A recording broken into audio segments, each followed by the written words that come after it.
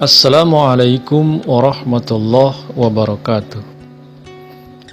Di video sebelumnya telah diceritakan bagaimana kekejaman dan penyiksaan-penyiksaan yang dilakukan oleh kaum kufar Mekah kepada kaum muslimin yang masih sedikit dan lemah itu. Sesungguhnya tidak hanya orang-orang Islam yang dianiaya oleh orang-orang kafir. Nabi Muhammad Rasulullah SAW juga mengalami nasib yang sama.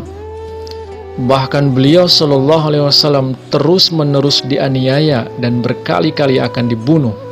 Namun Allah Subhanahu wa Ta'ala selalu melindungi dan menyelamatkan beliau SAW. Seperti apa kejadiannya? Berikut ini beberapa kisahnya. Pada suatu waktu, Rasulullah SAW sedang melaksanakan sholat. Serombongan kaum kufar melilitkan sehelai jubah kepada leher beliau dan menghela beliau. Tampak mata beliau pun akan keluar dari kelopaknya. Abu Bakar kebetulan memergokinya. Ia pun segera menyelamatkan beliau SAW. Katanya, "Kamu mencoba mau membunuhnya karena ia mengatakan bahwa Allah itu sembahannya." Pada peristiwa lain, beliau SAW sedang sholat. Ketika sujud, mereka meletakkan di atas punggung beliau jeroan unta.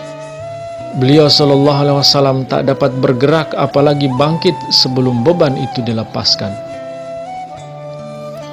Pada peristiwa lain, beliau sedang berjalan di jalan raya dan serombongan anak-anak jalanan mengikuti beliau.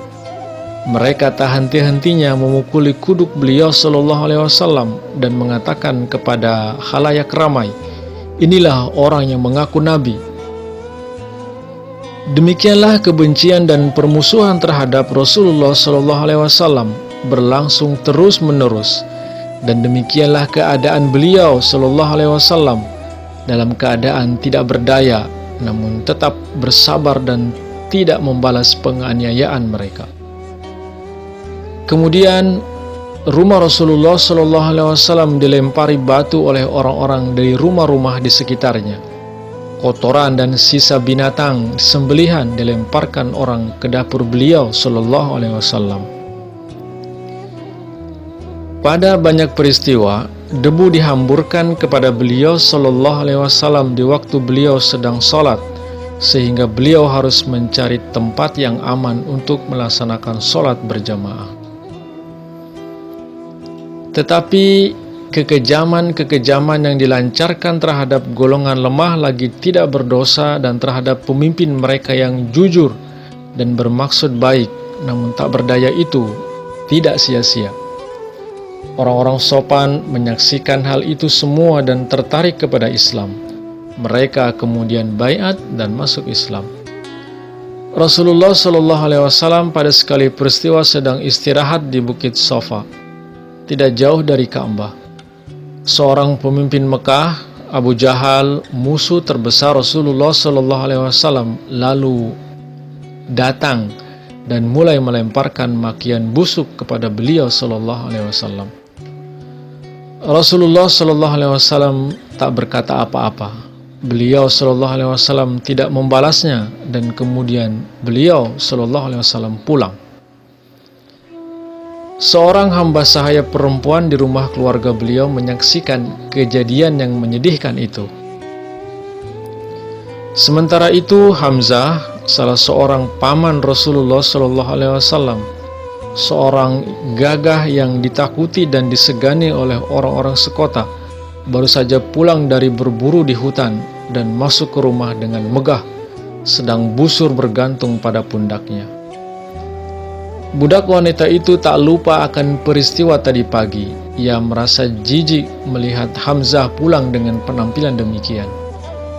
Ia mencelanya dengan mengatakan bahwa Hamzah boleh memandang dirinya gagah dan pergi kian kemari bersenjata, tetapi tidak tahu apa yang telah diperbuat Abu Jahal terhadap anak kemenakannya yang tak berdosa pagi tadi.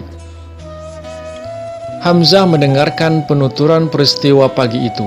Walaupun belum beriman, Hamzah bertabiat kesatria. Boleh jadi ia telah terkesan oleh ajaran Rasulullah SAW, tetapi belum begitu jauh untuk masuk terang-terangan. Ketika didengarnya serangan Abu Jahal yang kasar itu, ia tak dapat menguasai dirinya. Keraguan-raguannya mengenai ajaran itu lenyap. Ia merasa sampai saat itu terlalu beranggapan mengenai urusan itu tidak penting. Ia langsung pergi ke Ka'bah, tempat para pemimpin Mekah biasa berkumpul dan berunding. Diambilnya busurnya dan dipukulkannya Abu Jahal dengan keras. "Anggaplah aku dari mulai saat ini pengikut Muhammad," katanya. "Kamu berani memaki-makinya karena ia tidak mau menimpali. Jika kamu gagah berani, mari kita berkelahi."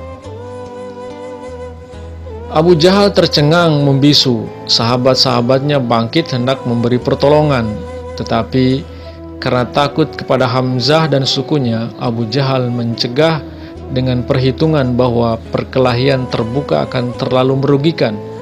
Abu Jahal pun mengakui kesalahannya. Itu hanya sekelumit saja dari berbagai macam penganiayaan yang ditimpakan kepada Rasulullah SAW oleh orang-orang kafir Quraisy. Dalam menghadapi berbagai penganiayaan itu, Rasulullah SAW tetap bersabar dan tabah. Tiada kebencian dan niatan dari Rasulullah SAW untuk membalas kejahatan mereka. Simak kelanjutan sejarah hidup Nabi Muhammad di video-video berikutnya. Terima kasih. Assalamualaikum warahmatullahi wabarakatuh.